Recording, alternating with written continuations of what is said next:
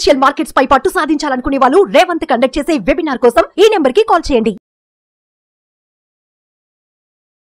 నమస్తే, welcome to Suman TV. నేను విష్ణు. ప్రస్తుతంతో పాటు NISM and CRISIL certified wealth manager Revanth Chalamala ఉన్నారు. వారితో మాట్లాడదాం. నమస్తే రేవంత్. నమస్తే అండి. రేవంత్, ఇప్పుడు మార్కెట్ మంచి ఊపు మీద ఉంది, మంచి దూకుడు మీద ఉంది. ప్రతి ఒక్కరూ కూడా మార్కెట్లో ఇన్వెస్ట్ చేయాలి. అందరూ కూడా ఇలాంటి ధోరణితో ఉన్నారు.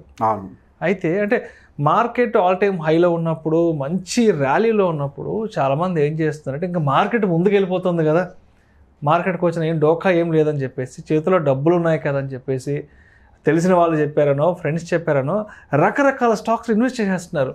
అంటే ఆ స్టాక్ క్వాలిటీ ఏంటి, ఆ స్టాక్ యొక్క పవర్ ఏంటి అనేది చూడకుండా, సో ఎవరో ఫ్రెండ్స్ చెప్పారనో, తెలిసిన వాళ్ళు చెప్పారని చెప్పేసి చేతిలో డబ్బులు తీసుకెళ్ళి ఆ స్టాక్లో వేసేస్తున్నారు. అవును. అయితే ఈ మార్కెట్ ర్యాలీలో మనం ఒక మంచి స్టాక్ని సెలెక్ట్ చేసుకోవాలి, ఒక క్వాలిటీ స్టాక్ని సెలెక్ట్ చేసుకోవాలి అంటే దానికి ఏదైనా ఒక మంచి చెక్ లిస్ట్ లాంటిది ఉందా? అంటే ఇలాంటి పారామీటర్స్ని మనం తెలుసుకొని, ఇలాంటి పారామీటర్స్ ద్వారా ఇది ఒక మంచి స్టాకు లేదంటే ఇది ఒక బ్యాడ్ స్టాక్ని ఐడెంటిఫై చేయడానికి. స్టాక్ బయింగ్ మీరు అన్నట్టుగా ఎంత మ్యూచువల్ ఫండ్స్ని మనం ప్రమోట్ చేసినా స్టాక్ బయింగ్ డిమాండ్ అనేది తగ్గిలేకపోతున్నాం. తగ్గటం మన ఇంటెన్షన్ కాదు, తెలిసి తెలియక ఏదైనా తప్పు జరిగితే కష్టార్జితం కదా, పోతే అది చాలా పెయిన్ఫుల్గా ఉంటుంది. So that is only the purpose. But still అదైతే యాక్టివిటీ జరుగుతూనే ఉంటుంది. అండ్ చాలా మంది దగ్గర కాల్స్ తీసుకుంటారు. రిజిస్టర్డ్ పీపుల్ అయితే పర్లేదు, వాళ్ళు చెక్ చేసి ఇస్తారు.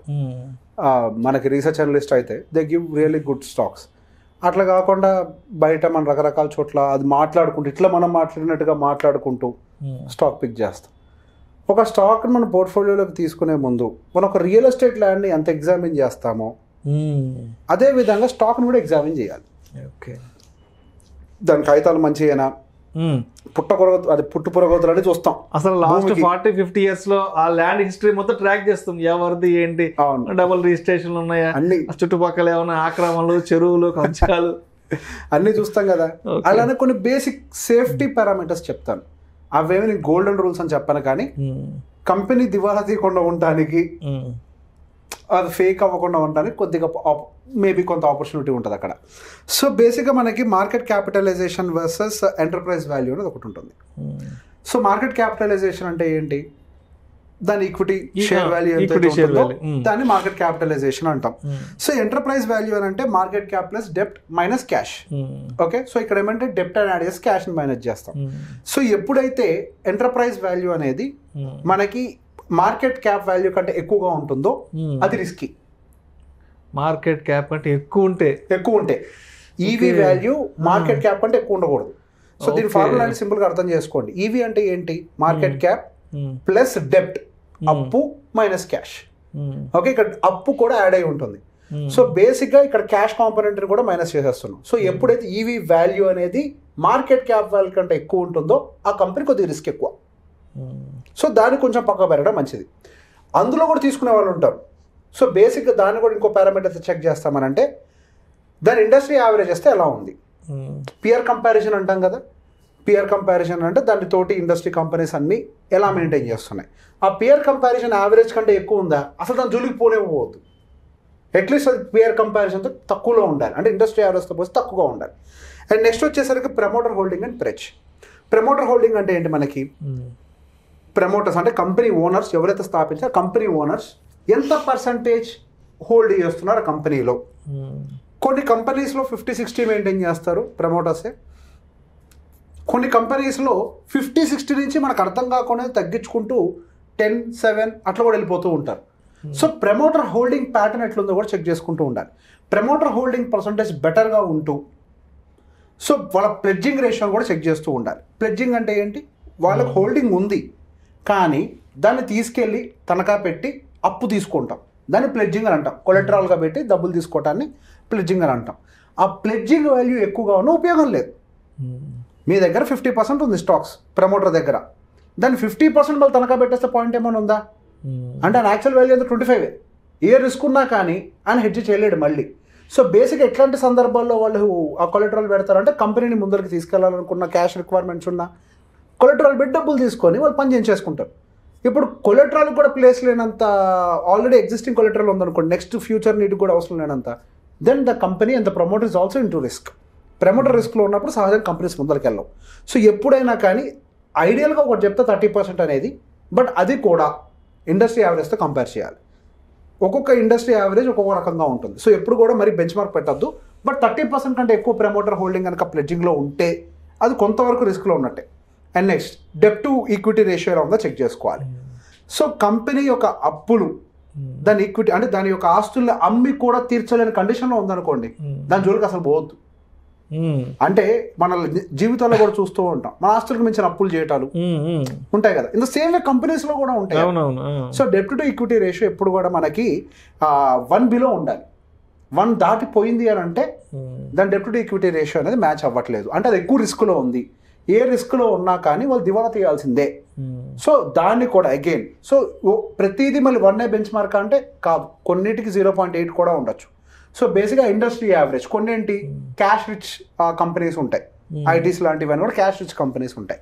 కొన్ని ఏముంటాయి లిక్విడ్ అసెట్స్ అంటే సాలిడ్ అసెట్స్ బేస్డ్ ఉంటాయి, అంటే ల్యాండ్లు, ఫ్యాక్టరీలు. సో బేసిక్ అన్నింటిని ఒక్కలాగే కంపేర్ చేయలేం. సో ఇండస్ట్రీ యావరేజ్ పరంగా సో ఓవరాల్గా చూసుకున్నప్పుడు కూడా 1 కంటే తక్కువ ఉంటేనే మంచిది. ఎట్టి పరిస్థితిలో 1 కంటే తక్కువ ఉంటేనే ఒక రకంగా కంపెనీ సెక్యూర్డ్గా ఉన్నట్టు. అండ్ ఇంట్రెస్ట్ కవరేజ్ రేషియో, వాళ్ళు చేసిన అప్పుల మీద వడ్డీలు కట్టడానికి ఏ పరిస్థితుల్లో ఉన్నారు అనేది మనకి ఇంట్రెస్ట్ కవరేజ్ రేషియో. ఓకే, మనకి చాలా కంపెనీలు ఎందుకు మనకు చైనాలో కూడా రీసెంట్గా కొన్ని పెద్ద పెద్ద కన్స్ట్రక్షన్ కంపెనీలు పోయిన సంవత్సరం దివాలా తీసేయని మాట్లాడాం. ఎందుకు వాళ్ళు తీసుకున్న అప్పులకు వడ్డీలు కూడా కట్టకపోవటం వల్ల. సో బేసిక్ ఇది చాలా ఇంపార్టెంట్ కాంపోనెంట్. ఇది ఎప్పుడు పడితే ఎప్పుడు జరగదు, ఎప్పుడో ఒకసారి బ్యాడ్ సిచ్యువేషన్ జరుగుతుంది.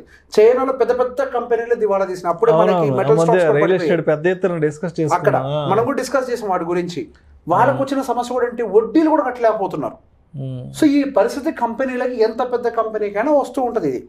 సో బేసిక్గా వాళ్ళకి ఈ ఇంట్రెస్ట్ కవరేజ్ రేషియో చాలా ఇంపార్టెంట్. సో అది 1 కంటే బిలో ఉంటే మాత్రం నా జోలికి పోవద్దు. అది ఎప్పుడు కూడా 1 కంటే అబోవ్ ఉండాలి ఇంట్రెస్ట్ కవరేజ్ రేషియో. సో అదేం చెప్తుంది ఇంట్రెస్ట్ కవరేజ్ రేషియో అంటే వాళ్ళు వడ్డీలు ఎఫోర్డ్ చేయగలుగుతారు, వాళ్ళు కట్టగలుగుతారు. ఫర్ ఎవర్ అది అలానే ఉంటుందని నేను చెప్పను. మనం పీరియాడిక్గా ట్రాక్ కూడా చేయాలి. వాళ్ళ సిచ్యువేషన్స్ వర్స్ట్ అని అవుతే మనకు ఆ ఇంట్రెస్ట్ కవరేజ్ రేషియో కూడా పాడైపోతూ ఉంటుంది. సో వాళ్ళు వడ్డీలు కట్టినంత వరకు, అప్పు చేయడం సహజం, ప్రతి కంపెనీకి అప్పు ఉంటుంది. వడ్డీ కట్టే కంపెనీ రన్నింగ్ లో ఉంటుంది. So at any given point of time they will clear the డెప్స్. ఎక్కడో ఒక పాయింట్ క్లియర్ చేస్తారు, కంపెనీని ప్రాఫిటబుల్గా కూడా మార్చగలుగుతారు. అండ్ నెక్స్ట్ వచ్చేసరికి ఇంకొకటి cash flow from operations. So మనకి సహజంగా మనకి కంపెనీస్ వాళ్ళ యొక్క క్వార్టర్లీ నెంబర్స్ పోస్ట్ చేసినప్పుడు మనము ప్రాఫిట్స్ ఇట్లా రౌండ్ ఫిగర్స్ ఏదో చూస్తూ ఉంటాం. యాక్చువల్గా మనం చూడాల్సింది ఏంటి అని అంటే వాళ్ళ కోర్ ఆపరేషన్స్ నుంచి, కోర్ బిజినెస్ యాక్టివిటీస్ నుంచి ఎంత క్రియేట్ చేశారు అది ఇంపార్టెంట్. లాస్ట్ క్వార్టర్లో అనుకుంటా యాక్సిస్ రిలేటెడ్ యాక్సిస్కి సంబంధించిన నెంబర్స్ చాలా బాగున్నాయి యాక్చువల్గా, ఏది ఫైనల్గా నెంబర్ చూసినప్పుడు. కానీ వాళ్ళ కోర్ బిజినెస్ యాక్టివిటీ కంటే కూడా అక్కడ విన్ఫాల్ ప్రాఫిట్ అనేది ఒకటి ఉంటుంది. ఏదో సడన్గా ట్యాక్స్ తగ్గటం వలన, ఏదో క్లైమ్ బ్యాక్ రావడం వలన, ఇట్లాంటి వాటి వల్ల విన్ఫాల్ ట్యాక్సెస్ అని ఉంటాయి, అంటే విన్ఫాల్ గెయిన్స్ అంటాం. ఆ విన్ఫాల్ గెయిన్స్ కాకుండా కోర్ బిజినెస్ యాక్టివిటీ నుంచి ఎంత ప్రాఫిట్ ఉంది. సో మనకి ఆ లాస్ట్ టైం యాక్సిస్ రిజల్ట్ చూసినప్పుడు సూపర్ ప్రాఫిట్ అని చెప్పి అందరూ అనుకున్నారు, కానీ యాక్చువల్గా ఆ ప్రాఫిట్ వచ్చింది కోర్ బిజినెస్ యాక్టివిటీ వల్ల కాదు, ఒక విన్ఫాల్ ప్రాఫిట్ వల్ల. సో కోర్ బిజినెస్ ప్రాఫిట్ బాగుందా లేదా వాళ్ళది, కోర్ బిజినెస్ ప్రాఫిట్ గ్రో అవుతున్నంత వరకు, కోర్ బిజినెస్ ప్రాఫిట్ మంచిగా డామినేట్ చేస్తున్నంత వరకు ఆ కంపెనీ బాగా పర్ఫామ్ చేస్తున్నట్టే. సో బేసిక్గా మనం ఈ బేసిక్ బ్యాలెన్స్ షీట్లో మనం అబ్జర్వ్ చేయాల్సింది ఇదే. సహజంగా నేను మీరని కాదు ఎవరైనా, నేను కూడా బిగినింగ్లో అంతా చేసేవాడిని. రెవెన్యూ గ్రో అవుతుందా, ప్రాఫిట్స్ గ్రో అవుతున్నాయా, ఇంతవరకే చూసేవాళ్ళం. దాంతోపాటుగా ఈ బిజినెస్ యాక్టివిటీ వల్ల ఎంత వస్తుందో కూడా మనం చెక్ చేస్తూ ఉండాలి. ఇవి ప్రాపర్గా ఉన్నంత వరకు మనకి రిస్క్ అనేది తగ్గిపోతూనే ఉంటుంది. అండ్ వీటితో పాటుగా ఇంకొన్ని యాడ్ చేస్తాను, ఎలాంటి సెక్టార్స్ని పిక్ చేయాలి. అవి బేసిక్గా ఏ ప్రభుత్వంతో సంబంధం లేని సెక్టార్స్ అయి ఉండాలి. ఓకే, ఫర్ ఎగ్జాంపుల్ డిఫెన్స్ ఉందనుకోండి, ప్రభుత్వం మారితే డిఫెన్స్కి ఏమవుతుందో నాకు తెలియదు, ఇన్ఫ్రాస్ట్రక్చర్ ఏమవుతుందో నాకు తెలియదు. బట్ ప్రభుత్వానికి సంబంధం లేకుండా కొన్ని సెక్టార్స్ ఉంటాయి. ఏంటవి? ఫర్ ఎగ్జాంపుల్ గ్రీన్ ఎనర్జీ, అది ప్రపంచవ్యాప్తంగా ఉన్న ఫోకస్. బై డిఫాల్ట్గా మన ట్రెడిషనల్ నుంచి మనం చేంజ్ అవ్వాల్సిందే, అప్గ్రేడ్ అవ్వాల్సిందే. సో ఏ ప్రభుత్వం వచ్చిందో దాని మీద ఫోకస్ పెడుతుంది. నెక్స్ట్ ఏంటి? కన్సంప్షన్ అండ్ FMCG, ప్రభుత్వంతో సంబంధం ఉందా? లేదు. హెల్త్ కేర్ అండ్ ఫార్మాసిటికల్, ప్రభుత్వంతో సంబంధం ఉందా? లేదు. మ్యానుఫ్యాక్చరింగ్ ప్రభుత్వంతో సంబంధం ఉందా?